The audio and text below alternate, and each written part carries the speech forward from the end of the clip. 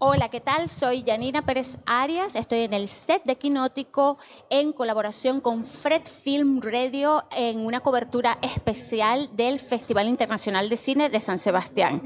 Y hoy se me ha cumplido un deseo y es tener a Maite Alberdi y a Rocío Jaude, que es el team de La Memoria Infinita.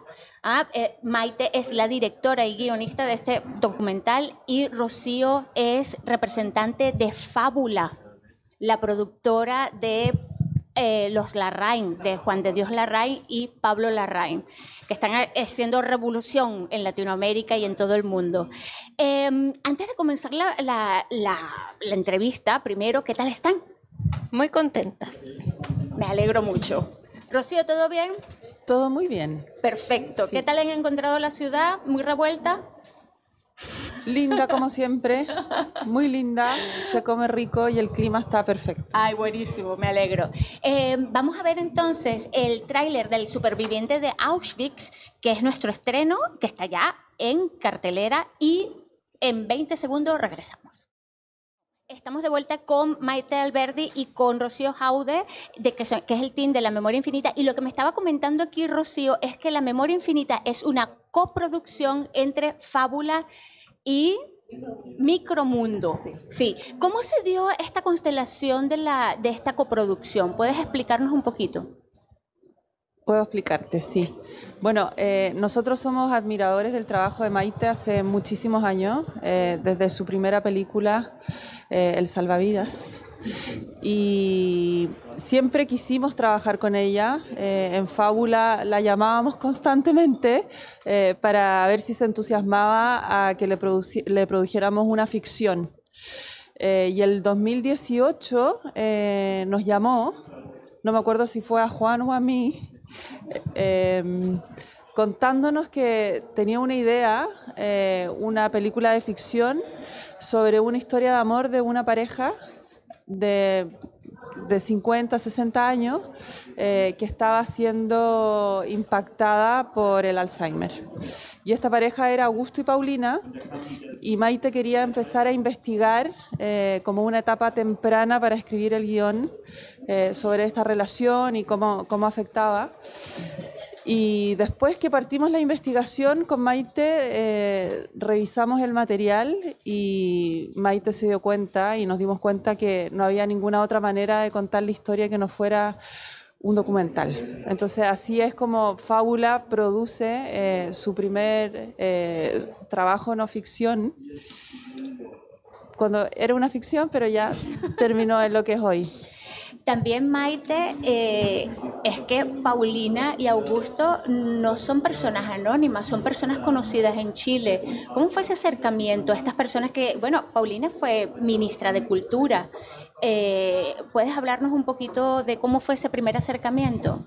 Sí, bueno, son personas muy conocidas en Chile y quizá al principio de la película o siempre no fue el foco sus carreras, o sea, el foco era la historia de amor y cómo lograban ser pareja en un contexto que se escuchaba difícil, pero para ellos era un desafío más que algo que los paralizara. Seguían haciendo sus vidas, seguían en sociedad, seguían queriéndose y eso para mí fue muy impactante y me costó mucho convencerlos. La Paulina, como buena actriz que entendía las cámaras, sabía que no quería una cámara en su casa y me daba muy buenas razones, y fue Augusto el que muy conscientemente defendió la película, la convenció a ella bajo el entendimiento de que él había filmado como periodista a tantas personas en su vida, que le habían abierto las puertas de la casa para filmar dolor, fragilidad, que por qué él no iba a mostrar su propio dolor y su propia fragilidad, entendiendo que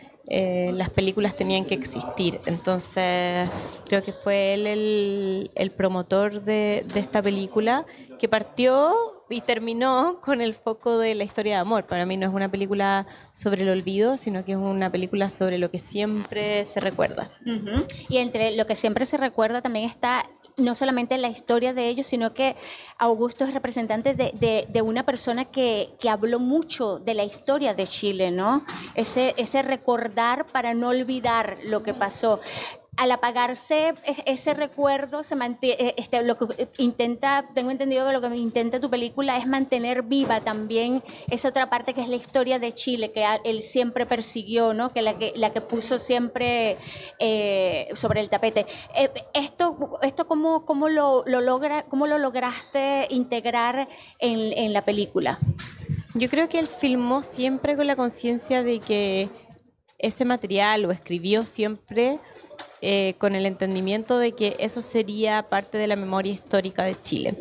Y se integra en la película porque él, pese al olvido, hay ciertos momentos de la historia de Chile y ciertos dolores políticos que permanecen. Entonces te habla mucho, y él lo dice en un archivo en la película, como los chilenos tenemos que reconstituir nuestra memoria emocional, como no bastan las cifras, no bastan los números, y eso es lo que él está haciendo. O sea, es como la emoción queda, y esta película llega a recordarnos eso, que en estos tiempos de negacionismo extremo, la gente puede tratar de manipular los hechos, puede tratar de esconder información, pero el dolor no se puede borrar. Fábula se ha perfilado, lo decía desde el principio, en el panorama de la industria cinematográfica, como una empresa puntera, ¿no? Una productora puntera que pone el ojo en historias que casi que nadie quería contar, de maneras diversas, pero en Chile, teniendo en cuenta que ustedes tienen la filmografía de Larraín, tienen también a otros creadores como Maite, ¿cómo trabaja Fábula desde el punto de vista de qué es lo que quiere hacer y a dónde quiere llegar la productora? Bueno, creo que el foco en este momento está, y siempre ha estado, en encontrar historias locales que sean capaces de ser muy universales. Y de la mano con estas voces tan impresionantes como es Maite, como es Pablo, como es Sebastián Lelio, hemos tratado de lograr ese objetivo. Entonces siempre cuando nos dicen qué historias están buscando o qué tipo, cuál es la línea editorial, no hay un género, no hay una línea, solamente es tratar de encontrar esas historias que logren empatizar, teniendo en consideración también que nosotros hacemos cine en español en las oficinas de Chile y de México, que siempre es una barrera muy alta de traspasar y penetrar mercados que no hablan nuestro idioma. Y creemos firmemente que este tipo de historias, como lo es La Memoria Infinita, está logrando eso. Sí. La Memoria Infinita tuvo el estreno mundial en el Festival de Sundance. Allí ganaste premio, las críticas fueron increíbles. También tenías como que un nombre con el agente Topo, que llegaste hasta la alfombra roja de los Oscars y nos pusiste el corazón grandísimo. Ahora, desde Sundance hasta acá han pasado muchos meses. La película ha tenido un recorrido. Ahora estás en Perlas, aquí en el Festival de San Sebastián. ¿Cómo ves tú ese recorrido que ha tenido la película y cómo ves el futuro de tu película? ¿Cuál es el lugar que quieres tú que tu película ocupe en la memoria de la gente? Yo creo que La Memoria Infinita nos ha ido sorprendiendo desde el primer día. O sea, cuando ganamos Sundance, vimos a un público estadounidense tan emocionado con esta historia que la sentimos muy chilena también y muy universal, como dice Rocío, sobre sus contenidos. Creo que nos ha sorprendido que se ha vendido en todos los territorios, que va a estar en sala en 35 países, que en Chile es el documental más visto de la historia en cines, que es la película chilena más vista de los últimos 5 años, ficción o documental. Entonces, como esos récords que ha batido la película tienen que ver para mí con algo muy importante, que es como la gente quiere volver a la sala, la gente quiere ir al cine a emocionarse ante todo, y a ver como esta es una historia muy íntima, o sea, como no se necesitan grandes conflictos, como que necesitamos entrar como a las experiencias más humanas y más cotidianas, y creo que eso me enseña la película, y quiero que quede como una película que sea un referente para la discusión sobre cuidados Creo que hay un desafío muy grande en Latinoamérica y en el mundo todavía frente al rol de las cuidadoras. Digo cuidadoras porque la mayoría son mujeres. En el caso de la Paulina es un caso muy excepcional porque es una mujer con una mega carrera que decide postergar su carrera por cuidar, pero que es el caso de muchas mujeres que se tienen que aislar para poder cuidar, y creo que les falta, bueno, apoyo social y económico, y creo que todos tenemos que saber cuidar como sociedad evitando el aislamiento, y creo que esta película ayuda a mostrar eso. Decía Rocío anteriormente que lo primero fue hablar sobre una ficción, ¿no? Están planteándose, ya Rocío me está viendo con cara de no voy a hablar de eso, pero están planteándose hacer un proyecto juntas, incursionando en la ficción, o van a seguir, ¿tienes algún otro proyecto más bien dirigido a documental? Vamos a plantearnos incursiones juntas en todos los terrenos, te digo. Eso está muy bien. Oye, la otra cosa es que lo conversaba la otra vez con Tatiana Hueso, que en México, por ejemplo, cuando vimos la edición nueva de los Ariel, hubo una gran mayoría de directoras postuladas a mejor dirección y un solo hombre, que fue Iñárritu, ¿no? Pero todas eran mujeres.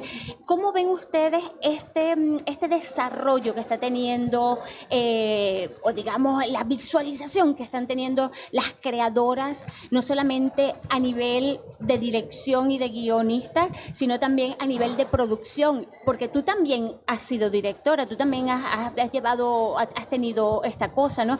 ¿Cómo ven ustedes ese desarrollo?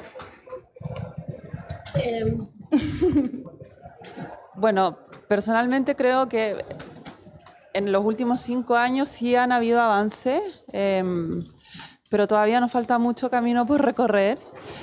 Se ve por lo menos en el set que está mucho más balanceado. Es difícil y hay que ser honesto en decirlo, sobre todo porque el set tiene horarios que son complicados, los rodajes son largos, por lo general se trabaja 5 días de 6. Entonces, lo que estamos haciendo es ser conscientes y tratando de ir solucionando los problemas paso a paso y día a día. Pero en set sí se ven cabezas de equipo por el lado creativo. Antes era impensado tener una directora de foto mujer, ahora hay varias y muy talentosas. Lo mismo en la dirección y en la producción también. Nuestros referentes siempre han sido hombres, figuras masculinas en esta industria audiovisual. Y eso yo creo que ha ido cambiando. ¿Tú también lo ves así? Veo que sí, que en los últimos años ha habido como más visibilización y más espacio, y vemos los resultados de eso, pero todavía la deuda es muy grande, y como dice Rocío, yo creo que el set no está pensado para mujeres con hijos, por ejemplo. La industria no está pensada para mujeres en los primeros años de crianza. Y también creo que, o sea, claro, vemos más, pero también hay números, no sé, ayer nos decían el Goya a Mejor Película Internacional hace 30 y tantos años que no se lo gana una mujer, por ejemplo. O sea, sí vemos, pero en la práctica tampoco está pasando tanto. Entonces, creo en las cuotas todavía para equilibrar las tan discutidas cuotas en los fondos, pero hasta que no haya como equilibrio e igualdad, y hasta que no entendamos que las condiciones no son las mismas, definitivamente tenemos que seguir defendiendo esas cuotas y seguir entendiendo cuáles son los desafíos y cómo como industria ayudamos a cubrir esos desafíos, que finalmente son económicos y va a tener un costo mayor, pero tenemos que entender ese costo económico entre todos, porque si no, o sea, entre todas las productoras, entre todos los streaming, entre todos los financistas, como asumir que va a haber un costo que tenemos que hacernos cargo en conjunto. Es cierto. Bueno, yo les había dejado a Rocío y a Maite nuestra pregunta de filming. ¿Cuál fue la película que cambió tu vida y por qué? A ver, ¿quién quiere comenzar? Maite, a ver. Bueno, la película que cambió mi vida yo creo que fue La Ciénaga de Lucrecia Martel, porque cuando la vi apenas se estrenó, creo que marcó un antes y un después en mí, en la forma de entender el realismo en el cine. O sea, era algo como, claro, venía ahí, lo habíamos visto, por supuesto está el neorrealismo italiano como referente, pero cuando llega a ese nivel de naturalidad, de un guión que uno no sabía cómo interpretar en su estructura, pero tan claro, diálogos que se cruzaban, que todos hablaban al mismo tiempo, actores que estaban en un código que nunca antes habíamos visto, que después vimos tantas imitaciones jamás igualadas, que tantas ciénagas posteriores, pero no, sí, creo que me abrió a un tipo de cine que yo quería ver y hacer, y a un tipo de expectativa frente a la narración que fue muy nuevo para mí. Wow. Dijiste una directora mujer. Sí. Bien. Sí, sí. Bueno, nosotros crecimos siempre viendo películas habladas en inglés, en otros idiomas. Entonces, entiendo por qué esa fue la película que cambió tu vida y un antes y un después. Para mí también, pero ya estábamos en la universidad. Pero yo creo que para mí fue un poco antes de eso y también fue con un director hombre, con Amores Perros de Iñárritu. Eso fue hace muchísimo tiempo atrás, donde siempre estábamos acostumbrados a ir al cine a ver estas grandes producciones y llega esta película a la cartelera y fue muy impresionante entender que en México, en un país que habla el mismo idioma que nosotros, sí existía una industria audiovisual, sí estaban esos actores. El nivel, o sea, el nivel de producción, cómo se veía la película, el guión, la música, todo fue entender que sí se podía hacer en Latinoamérica películas latinas, problemas que toda la región se ve muy identificado. Y lograr ese salto que te digo yo de penetrar el mercado internacional que no habla español, ¿no? Buenísimo. Maite Alberdi, directora de La Memoria Infinita, Rocío Jaude, coproductora con Fábula de La Memoria Infinita. Muchísimas gracias por estar aquí en el set de Quinótico y bueno, muchísimos éxitos y mucho trabajo juntas. Gracias. Hasta luego.